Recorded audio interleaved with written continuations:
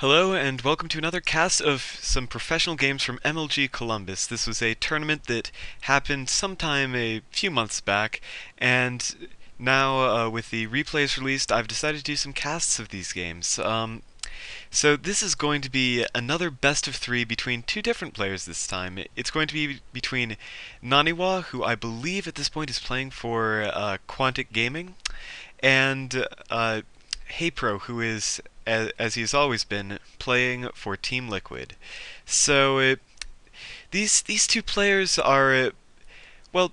HayPro has not always been the best performer. He's often been just a little ways behind some of the other names on his team, but he has managed to show some very strong performance, especially in a few months before MLG Columbus.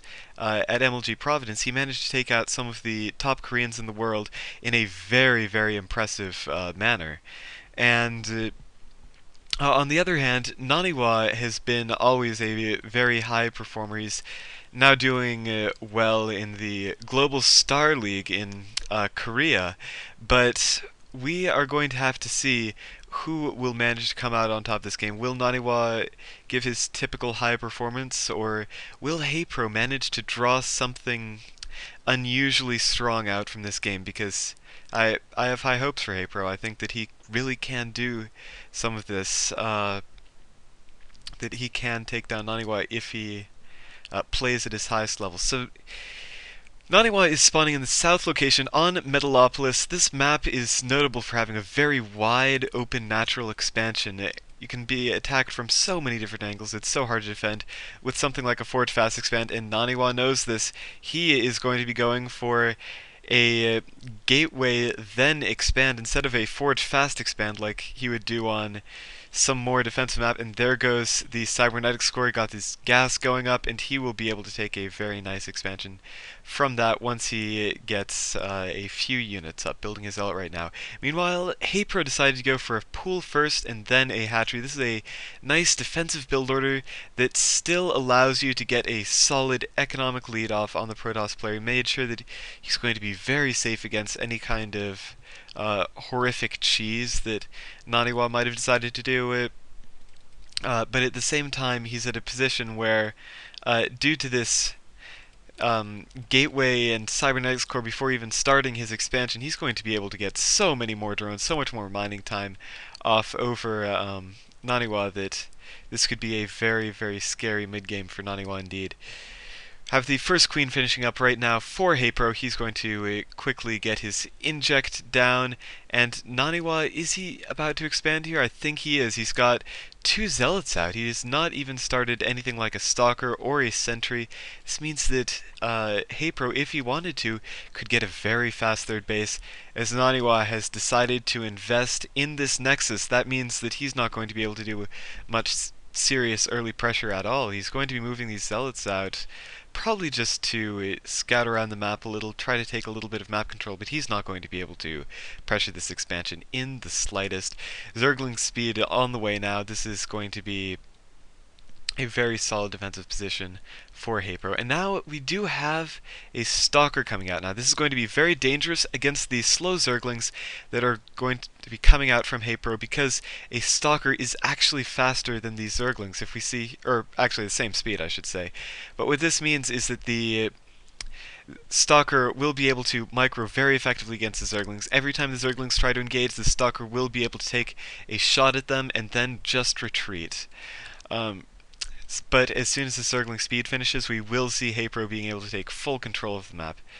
At NaNiwa's base, we have a couple more gateways and a forge going down, so he's going to be trying to get down some upgrades. Probably that +1 ground attack, which will allow his zealots to kill Zerglings in 2 hits instead of 3. That will give him a very, very large advantage in these early game battles. 6 Zerglings on the way for HayPro, and he's managed to take this very nicely timed third base. This is going to allow him to get so much economic strength. And now it looks like NaNiwa, with his 3 gateways finishing, he's going to be trying to get some fast warp-ins. 3 Stalkers on the way, but Zergling speed is just finishing. This could be very dangerous for NaNiwa. 12 Zerglings on the way. We have 12 already on the field. As soon as these Zerglings all engage, all of these Stalkers will go down, and there's no way that they can survive, because these speed Zerglings will be able to just catch them so easily and kill them, and there's no +1 ground weapons completed yet, so these Zerglings will be able to trade very efficiently. But it looks like NaNiwa has just enough for right now to be able to start putting pressure onto this third base of HayprO. But HayprO streaming in with a bunch of Zerglings. He's going to manage to trap all of these Zealots and now do some serious damage to the Stalkers. 18 more Zerglings on the way. HayprO wants there to be no mistake about this. He is going to stop this pressure, and he's going to stop it now. But has the damage already been done? All of these Zerglings could have been drones to quickly saturate this third base, but NaNiwa's decision to attack right now has forced HayprO to produce so many Zerglings instead of producing all of the drones that he would have liked to. But now we do see that, oh my goodness, HayprO is banking a lot of resources right now, so as soon as a couple more rounds of Larva Inject finish, he should be able to start some incredible drone production, and now the Roach Warren is on the way along with an Evolution Chamber. No upgrades even started right now for NaNiwa. This is an interesting decision. And now NaNiwa has gone back down onto the defensive, getting up 2 more gases. Now he's starting that +1 ground weapons to give him this edge in the upgrade war. And he's got these sentries here to defend and make sure there's nothing that HayprO can do. HayprO is running in here. This is a very dangerous position. He could be force fielded off. All of these Zerglings killed. But no, he's just going to back off. He's going to try and focus down this assimilator. Very clever move by HayprO here. If he can delay mining of gas, that means that he will get such an advantage over NaNiwa, because what a Protoss player really needs is a lot of that gas in order to be able to get units like Sentries, like Templar, like Colossi, all of those powerful units, and HayprO's decision to attack the gas did delay that for just a critical amount of time. HayprO now is saturating his third base. He's at a very good economic position. If we look at the income count, he is, or even better, I can bring up the income tab, he is significantly ahead of NaNiwa, except in the gas count.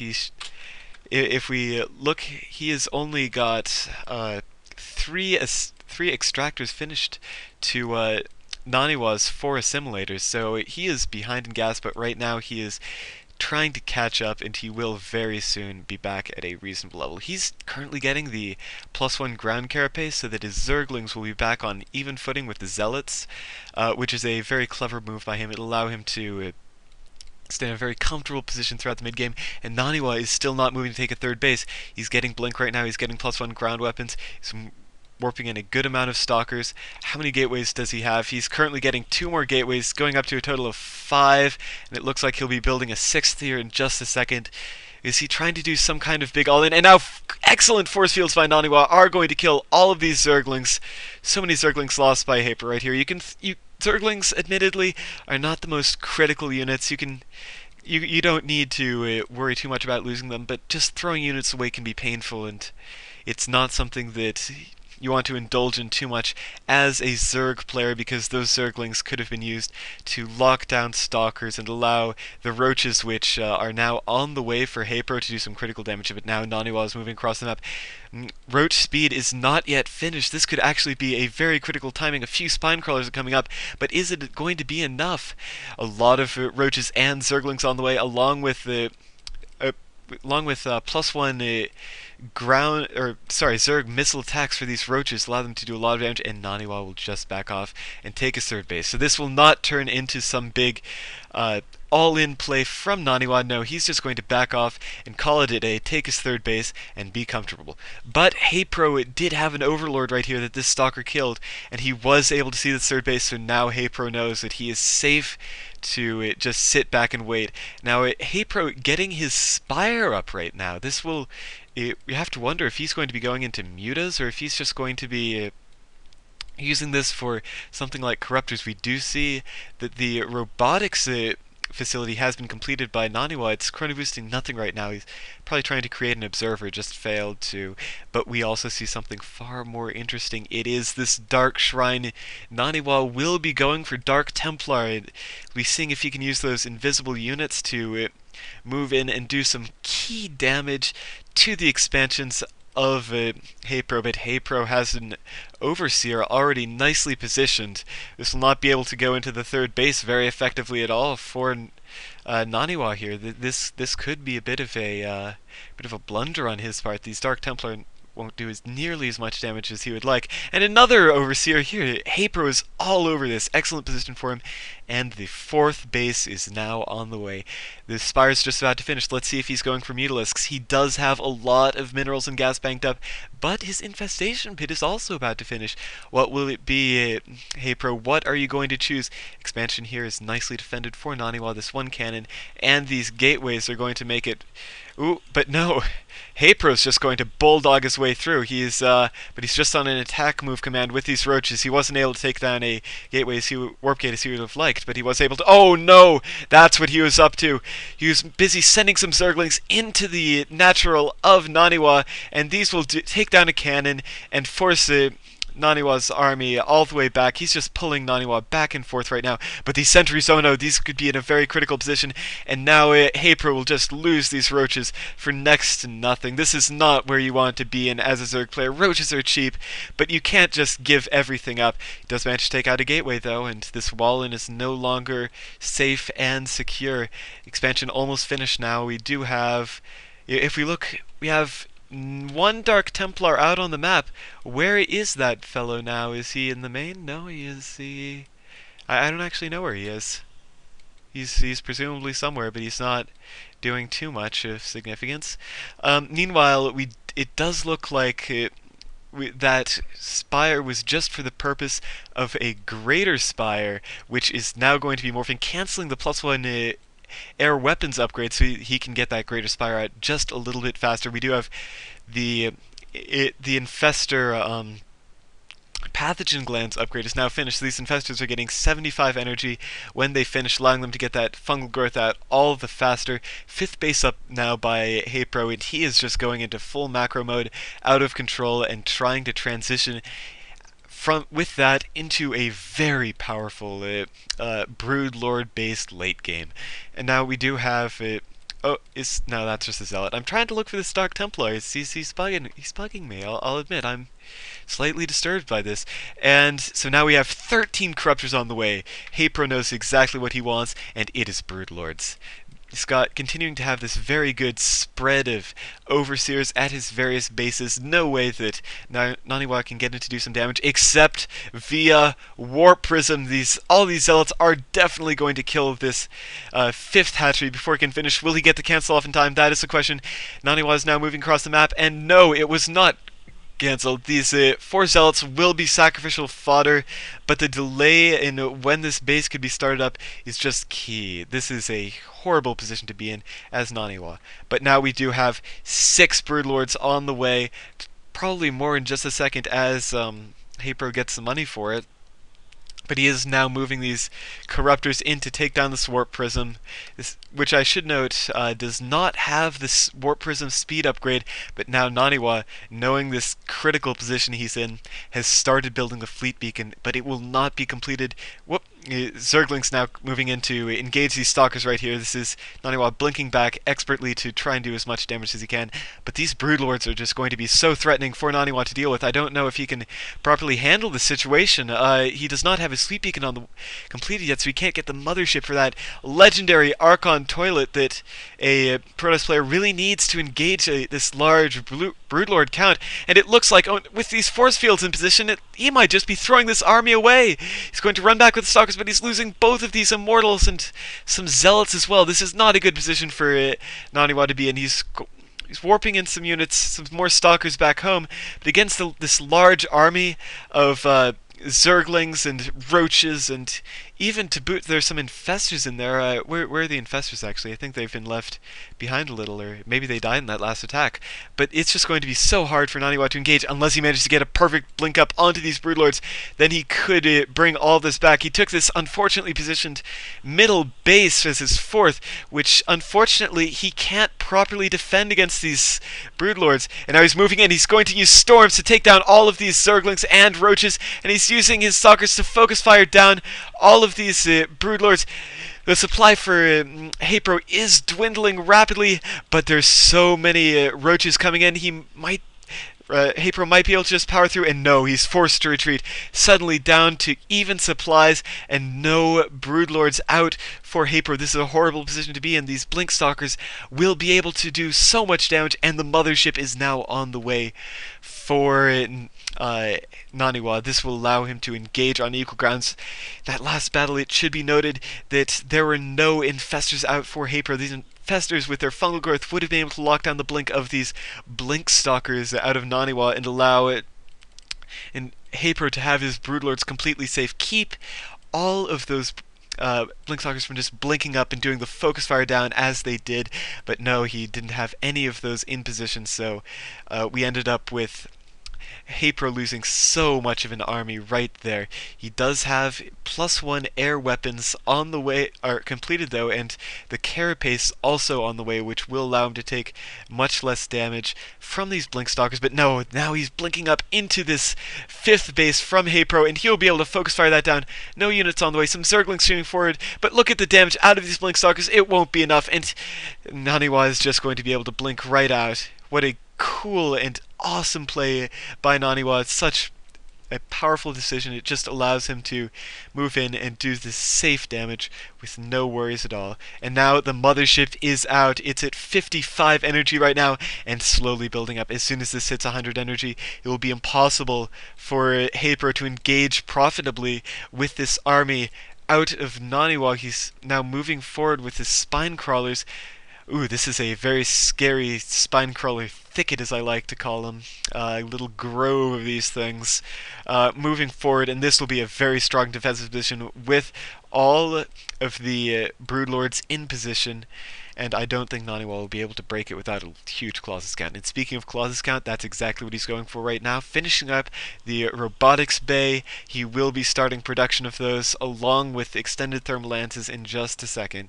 And we do see only now +1 ground armor finish. It doesn't appear like NaNiwa was trying to defend much at all against the ground weapons like Zerglings and what do you call them, and the broodlings that come from the broodlords. But now we do see he does, however, have +3 ground weapons finish, so he was trying to focus on his own damage output before worrying about the damage dealt by his opponent. Now we do see Void Rays too on the way, along with these Colossi. It does look like he's going to be going for this very old school Void Ray Colossus Death Ball against this new age Broodlord Infestor Death Ball coming out of HayPro, with spine crawlers to back it up. We have to see which player this will end up benefiting. The 4th base has managed to be secured by NaNiwa, and right now he's working on his own 5th. So these players will be on an equal economic footing, and as a little bonus, NaNiwa does have easy access to this 3rd. Now he's moving in to try to deny this 5th base again, but it's not going to work. He's going to be taking a lot of damage from these broodlords and from all of these ground units. Oh, this is not a good position to be in if you're NaNiwa. All of these High Templar are taking way too much damage than they would like. And will the Vortex come down? This is the question. Are there enough? There aren't even enough Archons to make this Vortex really worth it. What the Vortex does is it will suck all of these broodlords into one location, into the Vortex, then sink the Archons in with them, wait for the Vortex to end, and as the broodlords slowly spread out, the Archons will deal their incredible slash damage. Here are the Archons that NaNiwa needs to end this game. The Archons will be able to do so much splash damage to the broodlords that it just kills all of them, takes all of the Zerg supply and drops it down to nothing, takes the army they spent the entire game building up and makes it absolutely nothing at all. We do have almost 200 energy built up on the mothership right now. Looks like, will he be trying to do a double Vortex? This would be very impressive out of NaNiwa if he decides to do... Oh my god. If we look at this, 214 supply. HayPro, the supply cap isn't enough for him. He's going to be trying to do so much more. And now, oh my god, no, units are being sucked into the Vortex. Will NaNiwa sink some of his Archons in there? And it looks like no, he will not. He's going to just be waiting for this Vortex to end because there's so many Broodlords left outside of it. And now all of these Broodlords will be safely recovered by HayPro. And now they will engage again. Will another Vortex go down? And yes, another Vortex has gone down. But there's so many more Broodlords coming in from the side. I don't know if this is a profitable engagement for NaNiwa at all. He's blinking forward to try and take out some of these Broodlords, and he's starting to sink his Archons into this Vortex. This could be a very horrible position. And look, all of these Archons, or all these Broodlords dying in such a small amount of time.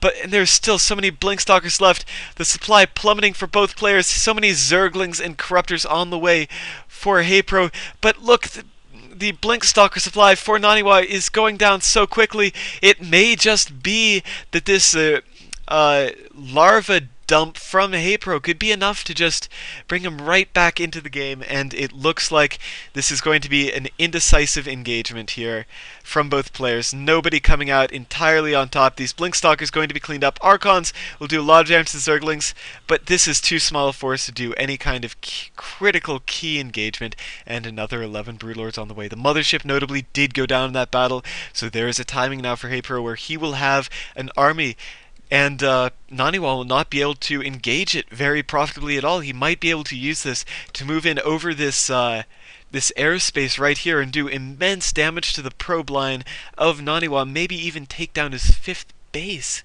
We do have shield upgrades on the way now for NaNiwa. He doesn't even have +3 ground armor. Maybe this was a mistake. Maybe this is an active decision. We do also have Warp Prism speed. This is a very clever move by NaNiwa. This will allow him to do a lot of harassment as he's working on right now all these spine crawlers. Will they be able to shut this down? I'm not sure. He's going to be moving in some roaches to try to deal with this, but I know the expansion will just go straight down. +3 ground weapons on Zealots is just so impressive out of NaNiwa. He saves 4 Stalkers though, so that's a nice little bonus. And now NaNiwa is, HayPro is only on 1 mining base. If we look at NaNiwa, he's currently on, well, on 3, sort of. Not all of them are equally mining. If we look at the income, this is so heavily in NaNiwa's favor. Oh, this is not a good position to be in if you're HayPro at all. But he will be trying to take advantage of this Broodlord timing to get right back into the game. The Mothership's out, but it does not have enough resources. And now here comes the blink up by all these Stalkers. There are no Infestors here to lay down the fungal growths on this army. This could be the end here for HayPro. If he loses all these Broodlords, there will be nothing left. And oh my god, those storms came down simultaneously. So much damage on all of these roaches. But the Broodlords are still alive. Not many of them, but no, this blink forward by NaNiwa, I think it will be able to just clear out this game. There's not much more that can be done by HayPro. He just doesn't have the money to bring this any further. All of the Broodlords are down. Then the Mothership is still here. A Colossus, a Void Ray, and a handful of Blinkstalkers. Even more units on the way. With +3 air weapons is too little, too late. He's got this middle expansion, but how can that do anything for you, HayPro? You don't even have an army. 3 Broodlords are on the way, but that's not going to be enough. This is just going to end for HayPro right here, right now. And I'm sorry, but he put up an amazing fight, but that's going to be the end of this game.